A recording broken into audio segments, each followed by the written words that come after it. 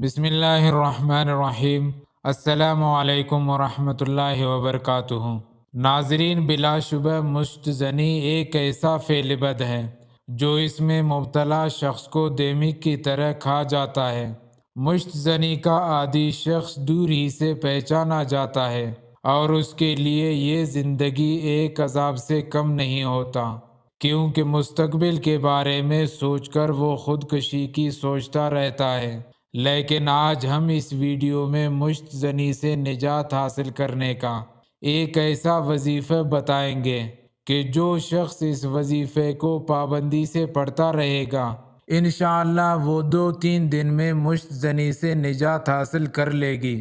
سب سے پہلے مشت زنی کے گناہ سے بچنے اور اس کی عادت نکالنے کے لیے نیک ماحول اور صحبت اختیار کریں، اور یہ سوچے کہ اگر اس گناہ کو کرتے وقت مجھے میرے والدین، اساتذہ یا بھائی وغیرہ دیکھ لے یا انہیں علم ہو جائے تو کیا میں ان کے سامنے یہ گناہ کر سکوں گا یا شرمندہ ہوں گا؟ پھر یہ سوچے کہ جب میں والدین کے سامنے گناہ سے شرماتا ہوں تو اللہ تعالیٰ جو ہر وقت مجھے دیکھ رہے ہیں، جو میرے خالق اور حقیقی محسن ہیں اور حساب و کتاب پر مکمل قادر ہے، ان کے سامنے میں کس منہ سے حاضر ہوں گا؟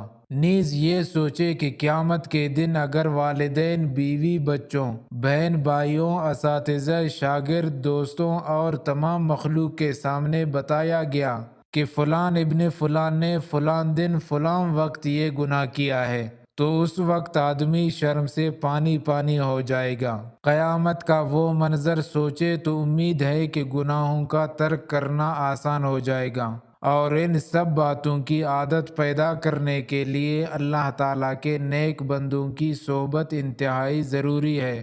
اس کے ساتھ ساتھ فرض نمازوں کی پابندی کے علاوہ اللہ تعالیٰ سے ان گناہوں سے بچنے کی خصوصی دعا کرتے رہے اور یہ وظیفہ پڑھتے رہے۔ انشاءاللہ تعالیٰ مشت زنی سے بچنے کا علاج ہے۔ مطلب یہ کہ سید الاستغفار پڑھنے کا اہتمام کیا جائے، انشاءاللہ یہ عادت جلد ہی چھوٹ جائے گی۔ سید الاستغفار یہ ہے: اللہم انت ربی لا الہ الا انت خلقتنی وانا عبدک وانا علی عہدک ووعدک ما استطعت اعوذ بک من شر ما صنعت وابوء لک بنعمتک علی وابوء لک بذنبی فاغفر لی فإنہ لا یغفر الذنوب الا انت۔